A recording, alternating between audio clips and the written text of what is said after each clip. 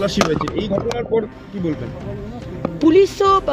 Police আর প্রশাসনকে কাজে লাগিয়েই তো মুখ্যমন্ত্রী ভোট করাচ্ছেন।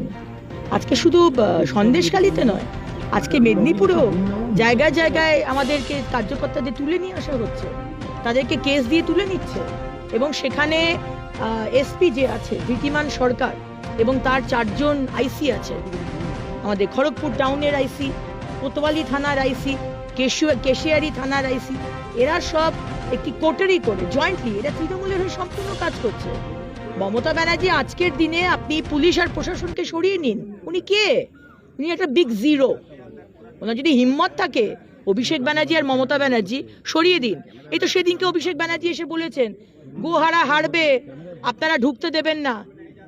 আসানসোলেও ঢুকবো আর কত ভোটে জিতলাম সেটাও তখন দেখতে পাবেন অভিষেক ব্যানার্জি, আমাদের পাপ্পু, পশ্চিমবঙ্গের পাপ্পু, আপনি দেখতে পাবেন।